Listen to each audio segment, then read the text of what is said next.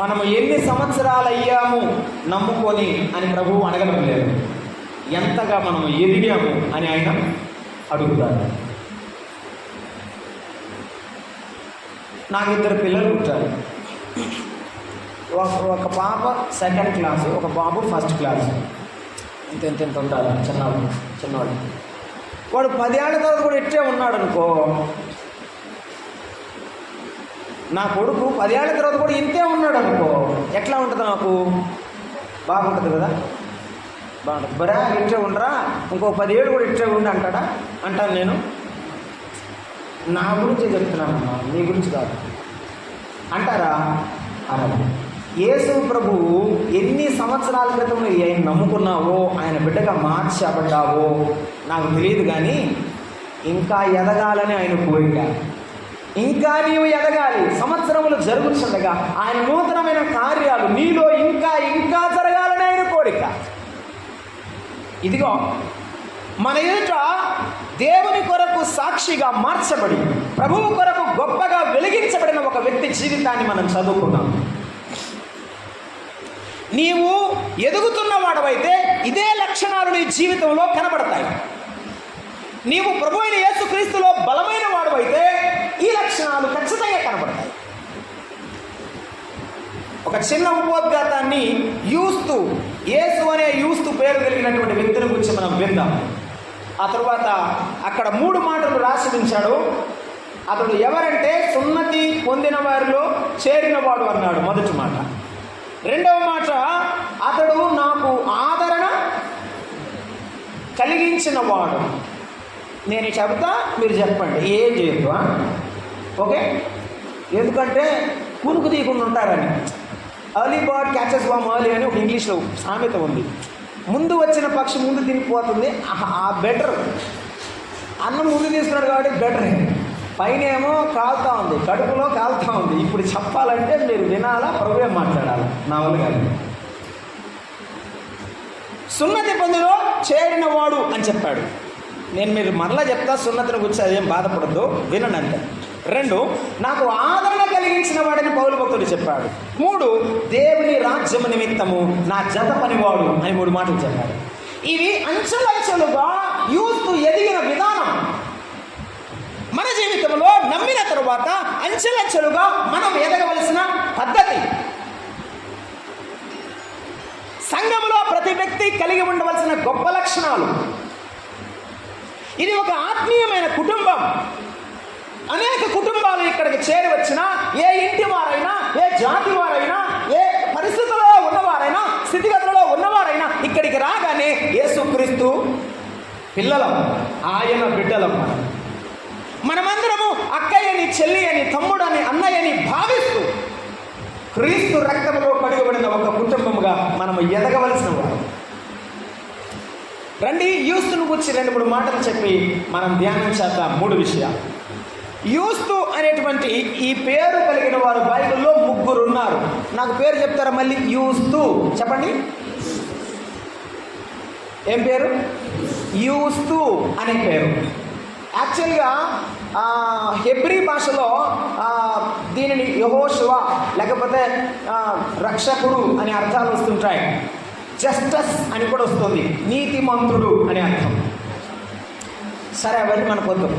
3 యూస్తు అనే పేరు కలిగిన వారు బైబిల్లో ఉన్నారు. 1 అపోస్తల కార్యముల గ్రంథం 1వ అధ్యాయం 8వ వచనంలో యేసుక్రీస్తు ప్రభు వారిని ఇస్కరియోతు యూదా అప్పగించి ఆ ఊరి పెట్టుకుని చనిపోయాడు. అదంతా చూడలేక మారు మనసు పొందకుండానే చనిపోయాడు. ఒకడు మనలో తప్పిపోయాడు, మరి ఒకరు మనం ఎన్నుకుందాము అని చెప్పి వారందరూ కూడి వచ్చిన తర్వాత జరిగిన సందర్భం అది. 1వ అధ్యాయము 20వ వచనం. 1వ అధ్యాయము 20వ వచనం చదువుతున్నాం, చూడండి. అప్పుడు వారు యూస్తు అను పేరు గల బర్సబ్బ అనబడిన యోసేపును మత్తీయాను నిలవబెట్టిరి అన్నాడు. 2 నిలవబెట్టి చీటీలు వేశారు. అక్కడ 12 అపోస్తలుడుగా ఒకరిని ఎన్నుకుందాం, మనము చీటీలు వేద్దాము అని చెప్పి చీటీలు వేసిన వారిలో 2 నిలబడితే వాళ్ళలో ఒకని పేరు యూస్తు. అర్థమైందా? అపోస్తలుగా ఉండాలంటే చాలా క్వాలిటీస్ ఉండాలి, చాలా లక్షణాలు ఉండాలి. అలాంటి లక్షణాలు లేని వారిని అపోస్తలుగా దేవుడు పిలవడం. కానీ సంఘము ఏరి కోరి వారిని నిలబెట్టిందంటే అటువంటి వాడు. అతడు యూదుడు. ఆనాటి యెరూషలేములో ప్రభు యొక్క అపోస్తలులుగా ఉండడానికి నిలవబెట్టబడిన ఒక యూదుడు. రెండవ వ్యక్తిని మనం చూద్దాం. అపోస్తల కార్యముల గ్రంథంలో 18వ అధ్యాయం 7వ వచనాన్ని మనం చూస్తున్నాం. 18వ అధ్యాయము 7వ వచనాన్ని మనము జ్ఞాపకం చేసుకుంటున్నాం. 18వ అధ్యాయము 7వ వచనాన్ని చదువుతున్నాం. చూడండి. అక్కడ నుండి అంటే పౌలు భక్తుడు కొరింథీకి వచ్చాడు. కొరింథీలో సువార్త ప్రకటిస్తుంటే కొందరు ఆయనను దూషించారు. అక్కడ నుండి వెళ్ళిపోమని చెప్పారు. అక్కడ నుండి కాళ్ళు ఆయన ధూళిని దులుపుకొని అన్యజనుల యొక్కకు పోతున్నానని చెప్పి ఒక ఇంటికి వచ్చాడు. ఆ ఇంటిలో ఉన్న ఆయన గురించి చదువుతున్నాం మనం. అక్కడి నుండి అన్నాడు 7వ వచనం, దేవుని యందు భక్తి గల తీతుయు యూస్తు అని ఒకరి ఇంటికి వచ్చాను. తీతు అనే మారు పేరు కలిగిన యూస్తు ఇంటికి వచ్చాడు. ఇతడు అన్యజనుడు కొరింథీయుడు. ఇతడు అన్యజనుడుగా ఉండి దేవుని నమ్ముకున్నవాడు. ఇందాక చెప్పాం, యూదుడుగా ఉండి అపోస్తలత్వం కొరకు నిలవబెట్టబడిన యేసు ప్రభువుని నమ్ముకున్నవాడు. ఇప్పుడు మనం చదువుకున్న కొలస్సీ పత్రిక 4వ అధ్యాయం 11వ వచనంలో ఉన్న అతను ఎటువంటి వాడని చెప్పాడు. చూడండి, మొదటి మాట మనం చూస్తున్నాం. రండి చదువుకుంటున్నాము. 11వ వచనం, 4:11. 4వ అధ్యాయము కొలస్సీ పత్రిక 11వ వచనం, యూస్తు అని యేసు కూడా మీకు వందనములు చెప్పుచున్నారు. ఏమండి, సంఘానికి వందనాలు చెప్పారు ఎవరు? వందనాలు చెప్పుకోరేది సంఘంలో ఎవరైనా వందనాలు ఎవరు చెప్తారు చెప్పండి? సహజంగా నమ్మినవారా? నమ్మినవారే. ఈ వందనాలు పౌలుతో పాటు పంపిస్తున్నవాడు ఎవరు అంటే నమ్మినవాడు.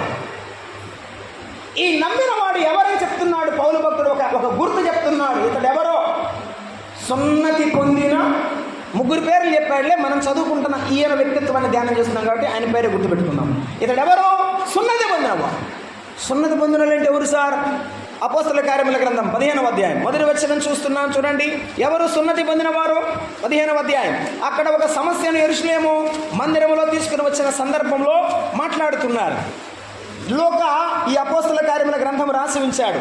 ఆయన 1వ వచనం అంటాడు, కొందరు యోదయ నుండి వచ్చి మీరు మోషే నియమించిన ఆచారం. సున్నతి అనేది ఏంటి? మీరు చెప్తారని చదివారు. సున్నతి ఏమిటి? ఆచారము చొప్పున సున్నతి పొందితేనే కానీ రక్షణ పొందలేరు అని చెప్పాడు. సరే, మీకు నేను చాలా క్లియర్గా చెప్తాను. సున్నతి అంటే గోప్యాంగ చర్మమును కోయబడుట, శరీరాన్ని కోయడం. అది ఇశ్రాయేలీయుల యొక్క, యూదుల యొక్క ఆచారం. అది ఆచారం. యేసు ప్రభు వచ్చిన తర్వాత సర్వలోక మానవాళి కొరకు ఆయన తన ప్రాణం పెట్టి మరణించి సమాధి చేయబడి తిరిగి లేచి సంఘం ఏర్పడి ఆయన సువార్తను నమ్మి ఆకర్షింపబడిన దేవుని పిల్లల మధ్యకు ఒకరు బయలుదేరి వచ్చారు. ఏమని చెప్తున్నారు వారు? సున్నతి పొందితేనే రక్షణ, లేకపోతే మీకు రక్షణ లేదని చెప్తున్నారు. అంటే దీన్ని బట్టి మనం అర్థం చేసుకోవాల్సింది, సున్నతి పొందిన వారంటే యూదులు. అన్యజనులు సున్నతి పొందరు, యూదులు. ఇతడు ఎవరు అంటే యూదుడు. అయితే యూస్తులో ఉన్న గొప్ప లక్షణం ఏమిటంటే సున్నతి కంటే సువార్త గొప్పదని నమ్మాడు. ఏం గొప్పది? ఇంకొక మీకు బాగా అర్థమయ్యేటట్టు చెప్తున్నాను. శరీరము నన్ను రక్షించదు. ఏం రక్షించదు? శరీరము నా బుద్ధి మార్చదు, శరీరము నా జీవితాన్ని మార్చదు. మార్చేవాడు యేసు ప్రభు అని నమ్మినవాడు.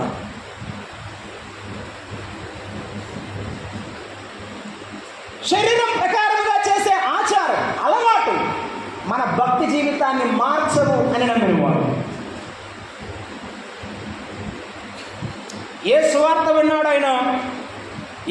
విన్నాడు? ఒక మాట చదువుతున్నాం. చూడండి, బైబిల్ గ్రంథంలో కొరింథీయులకు రాసిన మొదటి పత్రిక 15వ అధ్యాయంలో మనం చదువుకుంటున్నాము. అపోస్తలుడైన పౌలు కొరింథీయులకు రాసిన మొదటి పత్రిక 15వ అధ్యాయంలో ఏ సువార్త? పౌలు భక్తులు చెప్తున్న సువార్త. 15వ అధ్యాయం 1వ వచనం, మరియు సహోదరులారా, నేను మీకు ప్రకటించిన సువార్తను మీకు తెలియచేయుచున్నాను. మీరు దానిని అంగీకరించిదిరి, దాని యందే నిలిచి ఉన్నారు.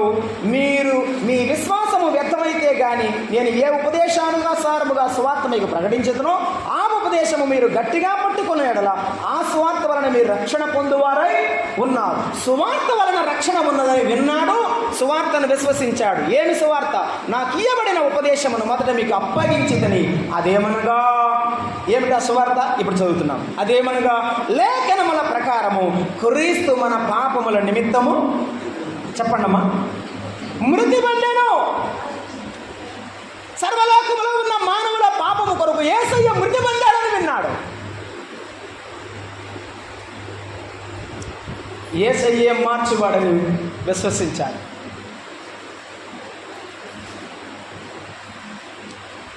నే చదివిన చదువులన్నీ బుద్ధి మార్చలేదు, నే నడచిన నా పితరుల మార్గం నన్ను మార్చలేదు, నా బంధువర్గం మిత్రబృందం నన్ను దిద్దలేదు.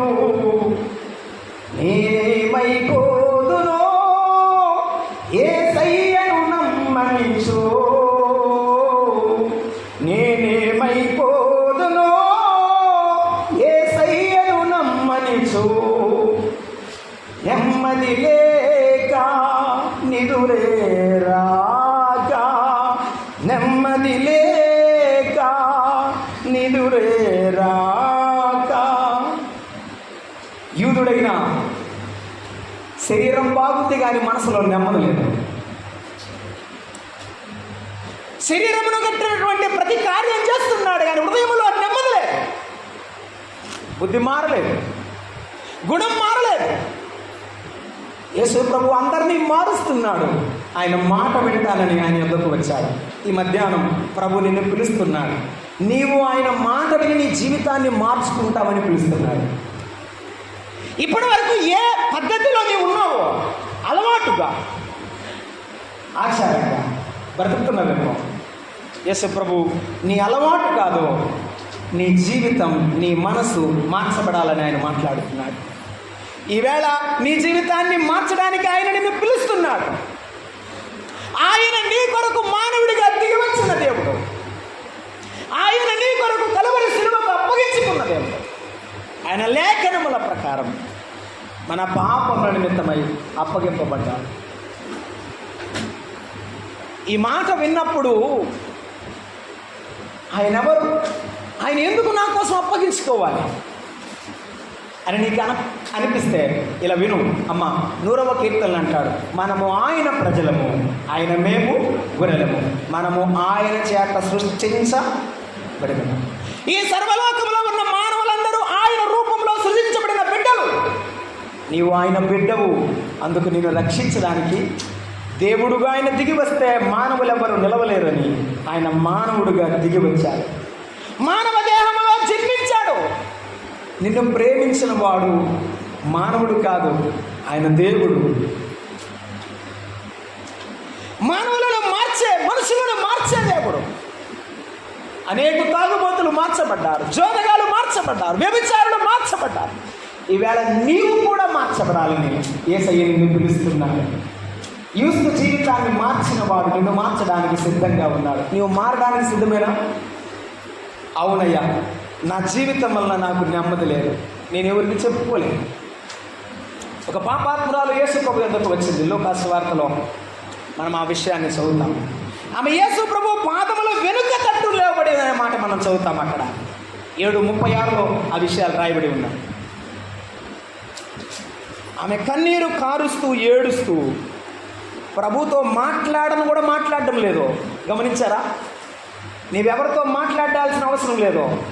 ఒకవేళ నీవు పొరపాటు చేసేవన్నీ మనసులో గ్రహిస్తే నీవు కన్నీటితో అక్కడే కళ్ళు మూసుకో. నాయనా, నాలో ఉన్న ఈ అపరాధాన్ని తొలగించమని వేడుకో. ఈ ప్రపంచంలో మనసు కలగగలిగిన ఒకే ఒక వ్యక్తి, ఆత్మను కడగగలిగిన ఒకే వ్యక్తి యేసుక్రీస్తు. పాపిని చేర్చుకునే పరమాత్ముడు యేసుప్రభు. ఆమె అక్కడి దగ్గరకు వచ్చి ఏడుస్తూ ఉంటే ప్రభు ఆమెను చూశాడు. ఆయన తిరగను కూడా తిరగలేదు. ఆయన ఆమె మనసును చూశాడు. ఈవేళ నీవు హృదయంలో కుమిలిపోతుంటే నిన్ను ఎరిగిన వాడు నీతో మాట్లాడుతున్నాడు. నీవు ఆయన ఎందుకు వస్తే చాలు, నిన్ను మార్చివేస్తాడు. నీవు ఆయన ఎదుకు వస్తే చాలు, ఆయన నిన్ను మార్చివేస్తాడు. యేసు ప్రభువు నీ పాపముల నిమిత్తమై ఆయన అప్పగింపబడ్డాడు. ఆయన నీ కొరకు బలి అయిపోయిన దేవుడు. ఒక మాట చదువుతారా? లోకాసువార్త 22వ అధ్యాయం. యేసు ప్రభు అప్పగించబడ్డప్పుడు ఎలా ఉన్నాడు? లోకాసువార్త 22వ అధ్యాయం 52-54 వచనాన్ని చదువుతున్నాం. యేసు ప్రభు నీ కొరకు నా కొరకు అప్పగించబడ్డప్పుడు ఎలా ఉన్నాడు? ఆయన కత్తులతో గుదిలలో పట్టుకున్నారు. ఆయన బోధించేటప్పుడు ఎవరు పట్టుకోలేదు. ఆయన ఆహారం పెట్టినప్పుడు ఎవరు పట్టుకోలేదు. నీ కొరకు నా కొరకు ఆయన మౌనంగా ఉన్నప్పుడు కత్తులతో గుదిలతో పట్టుకొని ఏం చేశారు? 54 వారు ఆయనను పట్టి ఎలా ఎలా ఈడవబడిన యేసు ప్రభు దేహం. నాయనా, అపరాధినైన నా కొరకు నీవు ఏడవబడ్డావా? అతి సుందరుడు, అతి కాంక్ష నీవు, 10,000 మందిలో గుర్తింపదగబడి నీవు నా కొరకు ఏడవబడ్డావా? ఆయన ఈడవబడుతున్న మౌనంగా ఉన్నాడు. యెషయా భక్తుడు 53వ అధ్యాయం రాశాడు, వదకు సిద్ధమైన గొర్రె వలె అన్యాయపు తీర్పును పొందిన వాడై కొనిపోబడ్డాడు. ఏమిటి అన్యాయం? పిలాతు అంటాడు ఇతనిలో ఏ నేరము లేదంటాడు, కానీ సిలువకు అప్పగిస్తాడు. హేరోదు అంటాడు ఇతనిలో ఏ దోషము నాకు కనబడలేదంటారు, సిలువకు అప్పగించారు. ఇంతకంటే అన్యాయం? నీ కొరకు నా కొరకు అన్యాయాన్ని సహించిన ప్రభువు యెరూషలేము వీధులలో ఈడవబడ్డాడు. ఆ బరువైన కొయ్య పైన నీ పాపముల మూట పెట్టబడినప్పుడు ఆయన మోసుకుని వెళుతుండగా ప్రతి కొరడా దెబ్బ ఆయన దేహమును పీలుస్తుండగా ఆ ప్రభు ముందుకు సాగుతూ వెళ్ళాడు. అమ్మా, అయ్యా, నీవు చూస్తున్న ప్రభువు, నీ కొరకు సిలువను మోసిన ప్రభువు నిన్ను ప్రేమించి చేశాడు. ఆయన రక్తంలో నీవు కడగబడకపోతే నీకు పరలోకం లేదని, ఆయన చేత పరిశుద్ధపరచబడకపోతే ఆయన సన్నిధికి రాలేవని నీ కొరకు ఆయన సిలువను మోసాడు. నీ కొరకు ఆయన సిలువను మోసాడు. ప్రభు అంటాడు, తండ్రి తండ్రి మీరేమి చేయుచున్నారు చెప్పండి. నువ్వేం చేస్తున్నావో నీకు తెలియదని ఇప్పటికి నిన్ను క్షమించడానికి ఆయన దుఃఖపడుతున్నాడు. తెలుసా? నా బిడ్డలు ఏం చేస్తున్నారో వారికి తెలియడం లేదు. బాగా బ్రతకాలనుకుంటాడు కానీ తప్పులో పడిపోతున్నాడు, నిలబడలేకపోతున్నాడని యేసయ్య దుఃఖపడుతున్నాడు. నీ పాపమును గురించి పశ్చాత్తాపడతావా? నీ అపరాధమును గురించి నీవు భయపడి దేవుని యొద్దకు వస్తావా? అయ్యో, నేను చేసిన పాపానికి శిక్షను అనుభవిస్తాను. కాదు కాదు, నా ప్రభు దగ్గరికి వెళ్ళి నేను మారు మనసు పొందుతానండి. దైవ చిత్తానుసారమైన దుఃఖము, రక్షణార్థమైన మారు మనసును కలుగ చేస్తాను. అవును, ఈ మధ్యాహ్నం వేళ దేవుని వాక్యం వింటున్న నీవు సున్నతి కాదు సువార్తయే సరైనదని ప్రభు యొద్దకు వచ్చి మారిన యూస్తు వలె, ప్రభువా నా పాపాలని నీ పాదాల దగ్గర అప్పగిస్తానని చెప్పిన పాపాత్మురాలులాగా ప్రభు యొద్దకు రా. ప్రభు నిన్ను క్షమిస్తాడు. యూస్తును క్షమించిన దేవుడు నిన్ను కూడా క్షమిస్తాడు. ఎలా క్షమిస్తాడో ఒక మాట చెప్తాను. లోకాసువార్త 16వ అధ్యాయంలో 20వ వచనంలో తప్పిపోయిన కుమారుని వృత్తాంతం ఉంది. అక్కడ ఆ కుమారుడు తండ్రిని ఎంతో బాధ పెట్టాడు. ఆస్తి తీసుకొని దూరదేశం వెళ్ళాడు. ఆస్తంతా పాడు చేశాడు. కానీ తండ్రి ప్రేమ మాత్రం వాని మీదే ఉంది. పాడు చేసినా వాని మీదే ఉంది. నష్టం చేసినా, అవమానం తెచ్చినా వాని మీదే ఉంది. అలా ఊరు బయట చూస్తున్నాడట, వస్తాడేమో అని. వీనికి అంతా అయిపోయి ఎవరు భోజనం పెట్టడాక ఒంటరిగా నిలబడినప్పుడు మా తండ్రి దగ్గర చాలామంది కూలి వాళ్ళు ఉన్నారు, కూలి వాళ్ళతో నన్ను చేర్చుకుని అన్నం పెడతాడేమో అని అనుకోని మనసులో బుద్ధి వచ్చినప్పుడు మరలా తిరిగి వచ్చి అంటాడు, తండ్రి నీకును పరలోకానికి విరోధముగా నేను పాపము చేసుకుని నీ కుమారుడు అనిపించుకునే అర్హత నాకు లేదు, కానీ కూలివాడిగా నా ఆహారం పెట్టు తండ్రి, నాకెవరు అన్నము పెట్టడం లేదు, నాకు ఆహారం పెట్టేవారు లేరు, నువ్వు ఆహారం అన్నా పెట్టు తండ్రి అంటే ఆ తండ్రి ఏమంటాడు, నీవు కూలివాడువు కాదురా నా కుమారుడు. వాని మెడ మీద పడి పెద్దగా ఏడ్చాడు. ఆ కుమారుడిని కౌగిలించుకొని ఇంటికి తీసుకొని వెళ్ళాడు. నా కుమారుడు వచ్చాడు. ఎంతమంది ఏమన్నారు, చిచి ఇట్లాంటుడా అన్నారు. అయినా ఆ తండ్రి వాళ్ళ మాటలు వినడు. ఈ మధ్యాహ్నం వేళ నీ కోసం కొరడా దెబ్బలు తిన్న ప్రభువు ఆ అవహేళనం, ఆ అవమానం, ఆ నింద, ఆ సమస్తాన్ని భరించిన వాడు నీ క్షేమం కోరి, నీ దీవెన కోరి ఆయన నిన్ను అడుగుతున్నాడు. ఆ పాపాన్ని విడిచిపెట్టురా, ఆ దోషాన్ని విడిచిపెట్టురా. నీవు పోతున్న మార్గం సరైనది కాదు. దేవుని మార్గానికి రమ్మని ప్రభు అడుగుతున్నాడు. లేఖనముల ప్రకారం మన పాపముల నిమిత్తమై ఆయన అప్పగించబడ్డాడు. ఆయన మన కొరకు కలువరి శిలువలో చనిపోయాడు, సమాధి చేయబడి ఆయన తిరిగి లేపబడ్డాడు. ఈ వాస్తవాన్ని రోమాపత్రిక 10వ అధ్యాయము 9వ వచనం ప్రకారంగా నీవు విశ్వసిస్తే ఏమని? యేసు ప్రభువని. ఎవరని? యేసు ప్రభువని, ఆయనే దేవుడని, ఆయనే సర్వాధికారి అయిన దేవుడని, అటువంటి దేవుడు కూడా నిన్ను ప్రేమించి దిగి వచ్చినాడని నీవు నమ్మితే, నీ కొరకు ప్రాణం పెట్టాడని నమ్మితే, అయ్యా ఏమంటాడు? చదువుతారా మాట? నాకు చాలా ఇష్టమైంది. ఆ వాక్యం ద్వారా నేను మార్చబడ్డాను. 10:9, 10వ అధ్యాయము 9వ వచనం. యేసు ప్రభువుని నోటితో ఒప్పుకొని ఏం చేయాలి? నోటితో ఒప్పుకోవాలి. రెండవది ఏమంటాడు? హృదయమందు విశ్వసించాలి. యేసు ప్రభువా నీవే నన్ను కాపాడేవాడవని ఆయన యొద్దకు వచ్చి నమ్మి నీవు వస్తే నోటితో ఒప్పుకో, నన్ను క్షమించయ్యా అని ఒప్పుకో. ఎవరెద్దు ఒప్పుకోవద్దో, ఏ పోపు దగ్గర ఒప్పుకోవద్దో, ఏ పాస్టర్ దగ్గర ఒప్పుకోవద్దో, యేసు ప్రభు దగ్గర ఒప్పుకో. నీవు మార్చబడ్డా. యూస్తూ నా శరీరం నన్ను మార్చలేదు, నా ప్రభువు నన్ను మార్చేవాడని యూదులందరినీ వ్యతిరేకించి, ఆ కాలంలో యూదుల్ని వ్యతిరేకించి రావడం అంటే మామూలు విషయం కాదు. వెళ్ళేస్తాడు. సన్హెడ్రిన్ మహాసభకు భయపడి అరిమతయి యోసేపు చాలా కాలం బయటికి రాలా. ప్రభు చనిపోయిన తర్వాత తెగించి బయటకు వచ్చాడు. వాళ్ళకి భయపడి దాక్కునేవారు చాలామంది ఈ రోజులో ఉంటుంది. కానీ భయపడకుండా నా ప్రభువు నన్ను మార్చాడు, నా ప్రభువు కొరకు బతుకుతానని బయటికి వచ్చేవాడు నిజమైన విశ్వాసం, నిజమైన మారు మనసు పొందినవాడు. ఈవేళ నువ్వు బయటికి వస్తావా, ఆ ఊబిలోనే ఉంటావా? ఇవే తెలుసుకో. నీవు బయటికి వస్తే నిన్ను నిలబెట్టి ఆయన బలపరిచి ఆశీర్వదించే దేవుడు యూస్తువలే. ఒకవేళ నీవు బయటికి రాకపోతే ఎస్కేల్ గ్రంథంలో అన్నాడు, నీ నాశనమునకు, ఎవరి నాశనమునకు వాడే ఉత్తరవాడు. మేమెవరము ఉత్తరవాదులు. మీరు సర్వలోకమునకు వెళ్ళండి, సర్వ సృష్టికి సువార్తను ప్రకటించండి అని ప్రభువు చెప్పాడు. మేము ప్రకటించి వెళ్తున్నాం. అమ్మా, విని మారు మనసు పొందమని ప్రేమతో నేను మిమ్మల్ని బ్రతిమాలుకొనుచున్నాను. ఫిలిప్పీ పత్రికలో 3వ అధ్యాయం 9వ వచనంలో ఒక మాట ఇలాగ రాయబడింది, ధర్మశాస్త్ర సంబంధమైన నీతి కాక అన్నాడు. ఏమిటి ధర్మశాస్త్రమైన సంబంధమైన నీతి అంటే? ఇప్పుడు మత్తయి సువార్త 23వ అధ్యాయం అంతా చదవాలి. ఏమని? 10వ దశమ భాగం దినుసుల్లో, పోపు దినుసుల్లో, కూర మొక్కల్లో అన్నిటిలో 10వ భాగం ఇవ్వడం అలవాటు వారికి. గిన్నెను వారు వెలుపల శుద్ధి చేదురు కానీ లోపల మాత్రం గిన్నెలు కడుగుతారు లేదా? అటు చూస్తారు. నేను కొత్తగా ఏం చెప్తున్నాను. గిన్నెట వారు బయట కడుగుతారట, లోపల కడగరట. అందుకన్నాడు, వారి గిన్నెలో దోపుతోనూ అజితేంద్రియత్వంతోనూ నిండి ఉన్నది అన్నాడు. అది గిన్నె కాదు, గుండె. ప్రతి మానవుడు శరీరంలో వేసుకునే బట్టలు చాలా హుందాగా వేసుకుంటాడు, కానీ గుండెలో ఉన్న పాపాన్ని మాత్రం ఒప్పుకోడు, విడిచిపెట్టాడు. అందుకే బాగుపడడు.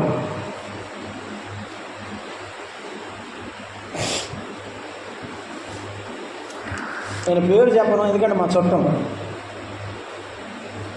Bank manager. అక్క దేవుని నమ్ముకుంది, భర్త నమ్ముకోలేదు. అక్కే లోన్ పెట్టి పెళ్ళిళ్ళు చేయడం, పిల్లల్ని చదివిస్తుంటే, ఏందక్క ఇట్లా ఉంది కదా, నువ్వెందుకు లోన్ ఎందుకు, నీకు అవసరమా అంటే, నాయన ₹1 కూడా ఇంటికి రాదంటే, ₹1 కూడా ఇంటికి రాదు, ఎక్కడికి వెళ్తుందా? నీ బలం ఎక్కడ పెడుతున్నావు, నీ సొమ్ము ఎక్కడ వెచ్చిస్తున్నావు, నష్టపోతావు. విడిచిపెట్టిరా. ధర్మశాస్త్ర సంబంధమైన క్రియల మూలముగా కాకుండా 3:9 అన్నాడు, క్రీస్తు యేసునందలి విశ్వాసము ద్వారా మాత్రమే. ఈ విషయంలో మనదేమి లేదు. మనం ఏమని నమ్మాము? యేసు ప్రభువే నా పాపములు క్షమించబడినాయి. అంటే నీవు నమ్మితే చాలు, ప్రభు నిన్ను రక్షిస్తాడు. మొదటిది, అతడు సున్నతి పొందిన యూదుడైన యేసు ప్రభువుని నమ్ముకున్నవాడు. రెండవది, మనం కలిగి ఉండవలసిన లక్షణం, నమ్ముకున్న ప్రతి బిడ్డ కలిగి ఉండవలసిన లక్షణం ఇది. ఏమన్నాడు? దైవజనుని ఆదరించేవాడు అని రాశాడు. వీరు నన్ను ఆదరించారన్నాడు. ఎక్కడ? పౌలు చెరసాలలో ఉన్నప్పుడు. పౌలు చెరసాలలో ఉన్నాడు. బంధకములలో నేను ఉన్నప్పుడు హింసలో ఆదరించారు. పౌలును ఆదరణకరంగా అందరూ విడిచిపెట్టి వెళ్ళిపోయారు. ఆదరణకరంగా ఉండవలసిన సహోదరులు ఏం చేశారు? తిమోతికి రాసిన 2వ పత్రిక 4వ అధ్యాయంలో అన్నాడు, ఆసియాలో ఉన్న వారందరూ నన్ను విడిచి వెళ్ళి లోక మాత్రమే నా యొద్ద ఉన్నారు. అందరూ విడిచిపెట్టి వెళ్ళినా కూడా ఒంటరిగా ఉన్న వాని దగ్గరికి వెళ్ళి ఆదరించాడు. ప్రేమైన మిత్రులారా, గమనించండి, అందరూ ఉన్నప్పుడు వెళ్ళి ఆదరించడం కాదు. అందరూ ఉన్న పెళ్లికి మనం వెళ్ళకపోయినా పర్వాలేదు. ప్రభు అన్నాడు, ఏడ్చే వారింటికి మనము సంఘాల్లో ఎవరు కావాలంటే ఆదరించేవారు కావాలి. అక్కకు బాగులేదంట, పలకరించేద్దాం, ప్రార్థన చేద్దాం, ఒక మాట దేవుని మాట చెప్పొద్దామని చెప్పే సంఘ బిడ్డలు కావాలి. అన్న హాస్పిటల్లో ఉన్నాడు, చూసేద్దాం, పలకరించి ప్రార్థన చేద్దాం. ఇది అన్నదమ్ముల మధ్య, అక్క చెల్లెండ్ర మధ్య ఉండవలసిన గొప్ప బంధం ఇది. నీవు నిజంగా మారు మనసు పొందితే ఒక ఆదివారం ఎవరైనా రాకపోతే అక్క ఎందుకు రాలేదని అడిగే విశ్వాసులు ఉన్నారా? ఉంటే ప్రభువు స్తోత్రం. ఇతడు పౌలును ఆదరించిన వాడు అని చెప్పాడు. దేవుని పిల్లలు గొప్పగా కలిగి ఉండవలసిన లక్షణం ఇది. 2వ కొరింథీ పత్రిక 13వ అధ్యాయము 11వ వచనాన్ని చదువుతున్నాను. 2వ కొరింథీ పత్రిక 13వ అధ్యాయము 11వ వచనాన్ని చదువుతున్నాను. తుదకు సహోదరుడారా, సంతోషించుడి, సంపూర్ణులైండుడి, ఆదరణ కలిగి ఉండుడి, ఒకరితో ఒకడు ఏక మనస్సు గలవారై. ఆదరణలో ఉండాల్సింది ఏక మనస్సు. ఒకే మనసు ఉంటే ఈ నా మాట ఉంటున్నారు కదా, సంఘము దేవుని శరీరం అన్నాడు ఎఫెసీ పత్రికలో. ఏమిటి చెప్పండి, నేను చెప్తాను. సంఘం ఏమిటి? శరీరం. శరీరంలో చెయ్యికి దెబ్బ తగిలితే లేదా కాలుకు దెబ్బ తగిలితే చేతులు ఏం చేస్తాయి? నాకెందుకు, నాకు కాదు దెబ్బ తగిలితే, కాలుకు కదా, కాలు చూసుకోవాలా? సంఘం అంటే కన్నే సంఘమా, కాలే సంఘమా? నువ్వొక్కడవే సంఘమా, నేను ఒక్కడే సంఘమా? సంఘం అంటే అందరు కదా, అందరు కదా. కాబట్టి సంఘములో ఉన్న ప్రతి అవయవాన్ని, శరీరాన్ని, అవయవాలన్నీ పని చేస్తేనే శరీరం పనిచేస్తుంది. అందరూ పని చేయాలి. పాటలు పాడేవాళ్ళు పాటలు పాడాలి, వాక్యం చదివేవాళ్ళు వాక్యం చదవాలి, వాక్యం చెప్పేవాళ్ళు వాక్యం చెప్పాలి, చేపలు పరిచేవాళ్ళు చేపలు పరచాలి. సంఘములో ప్రతి పని అందరూ చేయాలి. ఏ పని తక్కువ కాదు, ఏ పని ఎక్కువగా గొప్పగా కాదు. ఇవన్నీ అవయవాలు. ఆదరణ కలిగించేటువంటి గొప్ప విషయం మనం కలిగి ఉండాలి. ఎవరైనా కష్టాల్లో ఉంటే మనము ఆదరించగలుగుతున్నామా, ప్రేమించగలుగుతున్నామా? మన చేతిలో ఉన్న కొంత తీసి వారి చేతిలో పెట్టగలుగుతున్నామా? మనకున్నదే అప్పు చేసి కాదు, ఆదరించే ప్రేమ మనం కలిగి ఉండాలి. ఫిలెమోను పత్రికలో ఆదరణకు ఉండవలసిన గొప్ప లక్షణం, మనం ఆదరించాలంటే మనకు ఉండాల్సింది ఒకే అధ్యాయం ఉంది, 7వ వచనం చదువుతారా? నా టైం లేదు కాబట్టి మీరే చదివితే సంతోషం, ఇది ముగిస్తాను. 1:7 సహోదరుడా, పరిశుద్ధుల హృదయములు నీ మూలముగా విశ్రాంతి పొందినందున నీ ప్రేమను బట్టి నాకు విశేష ఏం కలిగింది? ఆనందము, ఆదరణ. దేన్ని బట్టి? ప్రేమను బట్టి. ఆదరించాలంటే నీకు ఉండాల్సింది ఏమిటి? ప్రేమ. ఏముండాలి? పౌలు భక్తుడు చెరసాల్లో ఉన్నాడంటే ఎన్నో మైళ్ళ ప్రయాణం చేసి భార్యను, పిల్లలను, పనులు పక్కన పెట్టి పౌలు దగ్గరకు వచ్చి ఆహారం ఇచ్చి, బట్టలిచ్చి, సొమ్ములిచ్చి, తన సొంత ఖర్చుబడి కష్టపడి ప్రాణాన్ని లెక్క చేయకుండా ఆ దినాల్లో ప్రయాణం చేసి వచ్చి క్రీస్తు ప్రేమను చూపించారు. పౌలు అంటాడు, వీరే నన్ను ఆదరించారు. కర్పులో ఒక చొక్కా విడిచిపెట్టాను తెమ్మన్నాడు. బట్టలు కూడా సరిగా లేవు పౌలు భక్తుడికి. ఈ బట్టలు లేని వారికి బట్టలు ఇచ్చి ఆదరించారు, ఆహారం పెట్టి ఆదరించారు, కానికిచ్చి ఆదరించారు. నీవేం ఆదరిస్తున్నావు నాకు తెలియదు. ఒక కొత్త లెక్కలు ఇప్పుడు బయలుదేరినాయి. ఏంటో తెలుసా? కూటమి ప్రార్థన దగ్గర నుంచి చెప్తాను నేను. ఈమెమో ఏ కుటుంబ ప్రార్థనకు రాదు. ఎవరు? ఈ సంఘంలో విశ్వాసం. ఆమె ఇంటి దగ్గర కుటుంబ ప్రార్థన పెట్టుకుంటే మాత్రం చెప్పవేమ్మా, సైలెంట్గా ఉన్నాం ఎందుకు? మా ఇంటి దగ్గర మాత్రం అందరు రావాలంకులు. పాస్ గారు తప్పకుండా రావాలా, సంఘ పెద్ద గారు అందరిని పిలిపించాలి మీరు. నువ్వు మాత్రం రావు, నీ దగ్గర మాత్రం అందరు రావాలి. ఎవరైనా హాస్పిటల్లో ఉంటే నీవు సందర్శించవు, వారిని ప్రేమించవు, నీవు చేతులు చాపవు. కానీ నీకు బాగపోతే మాత్రం, ఒకవేళ సంఘ పెద్ద పొరపాటును రాకపోతే ఆయన బాధల్లో ఉండో కుటుంబాన్ని బట్టో రేపు పొద్దున ఈ చర్చి కాదు ఇంకో చర్చికి పోతానని మాత్రం చెప్తావు. నీవు నిజంగా దేవుని కుటుంబంలో ఉంటే కలిసి ఉంటావు, మనసు కలిసి. ఆ ప్రేమ నీవు పంచగలవు, ఆ ప్రేమ నీకు దొరుకుతుంది. యూస్తు జీవితంలో మనం చదువుకుంటున్నటువంటి ఈ పాఠంలో అతడు ఆదరించాడు పౌలు భక్తుని అంటే హింసలో, శ్రమలో దగ్గరకు వెళ్ళి చూసినవాడు. మనము ప్రేమతో ఇతరులను ఆదరించాలి. ఒక మాట చదువుదాం, 16వ అధ్యాయం 40వ వచనం. కొంతమంది చెప్తుంటారు అప్పుడప్పుడు, ఈ విధంగా మనం చదువుకోవాలి. అపోస్తల కార్యముల 16వ అధ్యాయం.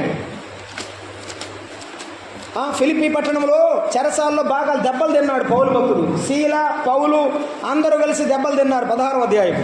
ఆ తర్వాత చెరసాల నాయకుడు మారు మనసు పొందిన తర్వాత బయటికి పంపించారు. బయటికి వస్తే ఎక్కడికి వచ్చారు? 40వ వచనం.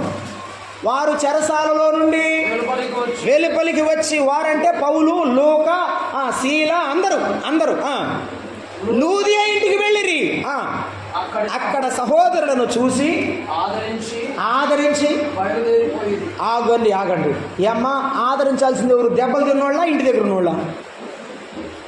చెప్పలేదమ్మా. దెబ్బలు తిన్నోళ్ళు ఆదరించాలా, ఇంటి దగ్గర ఉన్నోళ్ళు వచ్చి దెబ్బలు తిన్నోళ్ళని ఆదరించాలా?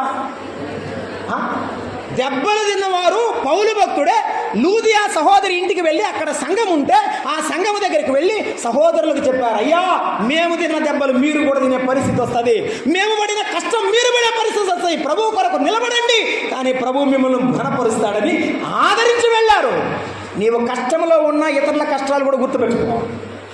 నీవు సంఘంలో నీకు కష్టం ఉన్నది, ప్రతి వారికి ఇబ్బందులు ఉన్నాయి, సమస్యలు ఉన్నాయి. అయితే సంఘంలో మరెక్కువ కష్టాలు పడే వారిని జ్ఞాపకం చేసుకో. పౌలు భక్తుడు వారి దగ్గరికి వెళ్ళి వారిని ఆదరించి వెళ్ళాడు. ఆ ఆదరణ చూసినప్పుడు వారు నిలవలేకపోయారు. పౌలు వెంట వెళ్ళారు. పౌలుతో పాటు వారు తమ ప్రాణం ఇవ్వడానికి కూడా ఇష్టపడ్డారు.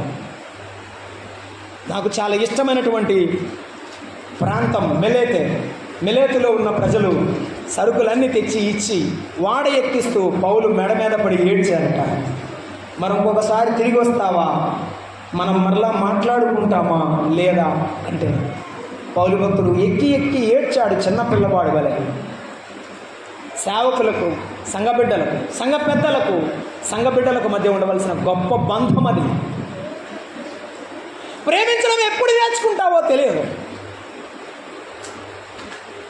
ఇతరులకు సహాయపడడం ఎప్పుడు నేర్చుకుంటావు, అప్పుడే నీవు దేవుని యొక్క ప్రేమను పొందగలవు. దేవుని యొక్క ప్రేమను పొందగలవు.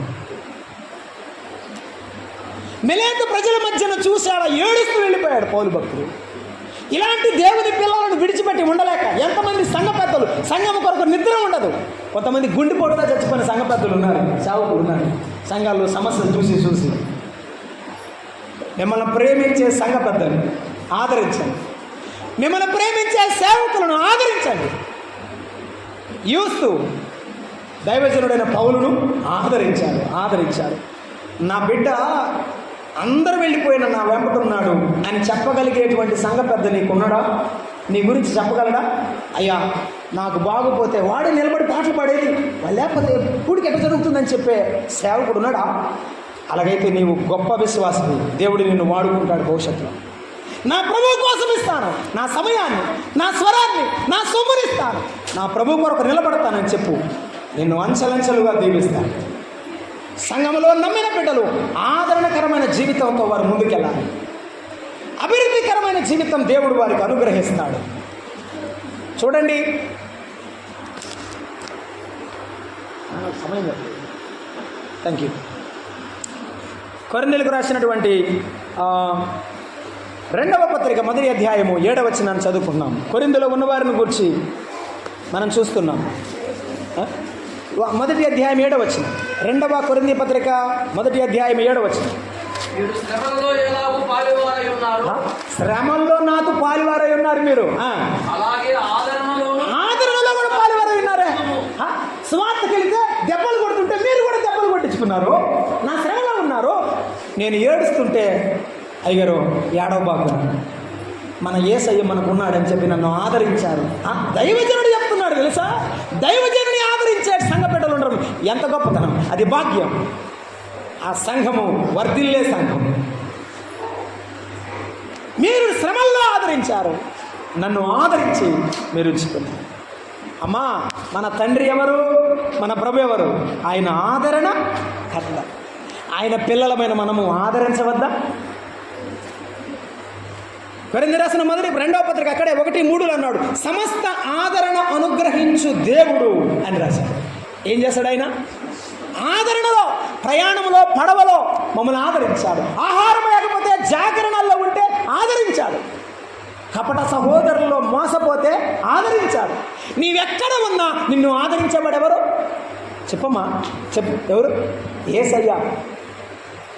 ఒకవేళ నీవు ఒంటరిగా నిలబడి నేను ఒంటరి దాన్ని అయిపోయాను అని హాగరువలే అందరి చేత విడిచిపెట్టబడ్డానని ఏడుస్తున్నామేమో, ప్రభు నిన్ను కూడా పిలుస్తాడు, నిన్ను ఆదరిస్తాడు. ఆయన ఆదరించే దేవుడు, సమస్త ఆదరణకర్త అయినటువంటి దేవుడు. 94వ కీర్తన 19వ చరణంలో కీర్తనాకారుడు ఇలాగో అంటున్నాడు, నా హృదయమందు విచారములు హెచ్చగా నీ గొప్ప ఆదరణ నన్ను ఆదరించు. నీకు విచారాలు ఉన్నాయా? దిగులు ఉందా? బిడ్డల పట్ల, భర్త పట్ల, సంఘంలో ఉన్న సంఘ బిడ్డల పట్ల నీకు ఏ బాధ, విచారం ఉందో నీ విచారాన్ని తొలగించేవాడు ఆయన. అయ్యా, నా విచారము తొలగించమని అడుగు. ఆయన దాసులను పంపుతాడు, ఆయన తన పిల్లలను పంపుతాడు. ఏ దిక్కు నుండి అయినా సహాయాన్ని పంపి ఆదరిస్తాడు. ఆయన ఆదరిస్తాడు. యెషయా గ్రంథం 66:13 అంటాడు, ఒకని తల్లి వానిని ఆదరించినట్లు. ఎలా ఎలా ఏడవబాకురా, ఏడవబాకు, ఏడవబాకు. వాడు ఒళ్ళో పడుకుంటే వాడిని గట్టిగా కౌగిలించుకొని నేనున్నాను రా అని నువ్వు చెప్తావే నీ బిడ్డకు. యేసయ్య కూడా నిన్ను కౌగిలించుకొని తన ఒడిలో పెట్టుకొని నిన్ను ఆదరిస్తాడు. ఎందరి చేత నీవు తోసివేయబడినా, నెట్టివేయబడినా నిన్ను ఆదరిస్తాడు. సంఘములో ఒకరు ఆదరించుకోవడం, వారి ప్రేమ చూసేటప్పుడు నీకు అర్థమైంది, యేసయ్యా వీరి ద్వారా నన్ను ప్రేమిస్తున్నావా, వీరి ద్వారా నన్ను నీవు ఆదరిస్తున్నావా అని నీవు ఆదరణ పొందుతావు. దేవుడు ఆదరించేవాడు. 23వ కీర్తన 4వ వచనం, గాఢాంధకారపు లోయలో 23:4 అన్నాడు, గాఢాంధకారపు లోయలో నేను సంచరించిన ఏ అపాయమునకు భయపడను. నీ దుడ్డు కర్రయు, చెప్పండి, నీ దండమును నన్ను ఆదరిస్తాయి. నీ వాక్యమైన దండం నన్ను ఆదరిస్తుంది. బైబిల్ చదివేటప్పుడల్లా, యేసయ్య నాతో మాట్లాడేటప్పుడల్లా నిలబడమని, బలంగా నిలబడమని ఆదరిస్తాడు. ఈ కష్టంలో నిలబడమని ధైర్యం ఇస్తాడు, నీకిస్తాడు ఆయన. యూస్తు ఆదరించేటప్పుడల్లా పౌలు అనుకుంటున్నాడు, దేవా ఇటువంటి సంఘ బిడ్డలను నాకు ఇచ్చావా నాయన, వారు ఆదరించారని చెప్తున్నారు. యేసుక్రీస్తు ప్రభు ఆదరించేవాడు. 41వ కీర్తన 3వ వచనం అంటాడు, దేవా యెహోవా నేను రోగశయ్య పైన ఉండగా నీవు నన్ను ఆదరించావు అన్నాడు. యోబు గ్రంథం 16వ అధ్యాయం 5వ వచనం అంటాడు, నీ నోటి మాటలతో నన్ను ఆదరించావు. నీవు ఎక్కడ ఉన్నా, నీవు గాఢాంధకారపు లోయలో ఉన్నా, నీవు రోగములో ఉన్నా, నిన్ను ఆదరించేవాడు ఆయన తన నోటి మాటతో ఆదరిస్తాడు. ఆయన ఆదరిస్తాడు. కన్నీరు తుడుచువాడా, నా కన్నీరు తుడుచువాడా, కాదన్నాడు నేను అనాథను. అందరూ పాడండి, కాదన్నాడు నేను అనాథను, కన్నీరు తుడుచువాడా, నా కన్నీరు తుడుచువాడా, వెక్కి ఎక్కి ఎక్కి ఏడ్చినా, వెక్కిరింతల పాలైనా, ఎక్కి ఎక్కి ఎక్కి ఏడ్చినా, వెక్కిరింతల పాలైనా, నేనున్నాను భయపడకంటివే, నేనున్నాను భయపడకంటివే, నేనున్నాను భయపడకంటివే, నేనున్నాను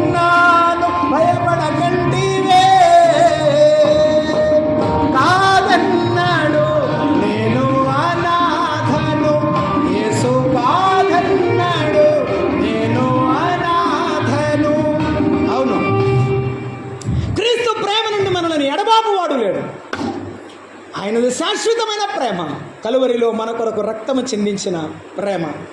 ఆయన అంటాడు, తండ్రి తండ్రి నీ వేళ నన్ను చేయి నడిచి నా ప్రాణమైనా పోగొట్టుకుంటా, నిన్ను మాత్రం నేను పోగొట్టుకోలేను. యేసయ్య ప్రేమ ఎంత, ఏమిస్తావు, ఏమిచ్చి రుణము తెచ్చుకుంటావు చెప్పు. నా ప్రాణమైన ఇచ్చి నిన్ను కాపాడుకుంటాను కానీ నేను నిన్ను పోగొట్టుకోలేను. యేసయ్య మాట వింటావా? అయితే రా, నిన్ను ఆదరించేటువంటి బిడ్డగా చేస్తాడు, నిన్ను ఆయన తన బిడ్డగా చేస్తాడు. ఆయన సేవ చేసి ఆయన కాడి మోసేటువంటి దాసునిగా దీవిస్తాడు. ఆ భాగ్యము నీవు పొందాలనుకుంటే, ఆ పరలోకపు ఆశీర్వాదం నీకు కావాలనుకుంటే ప్రభు ఎదుకు రండి, ప్రభు బిడ్డలుగా తీర్చబడండి. నమ్మిన మనం ఇతరులను ప్రభువుతో ఆదరింపబడుతూ ఇతరులను మనం ఆదరిద్దాం.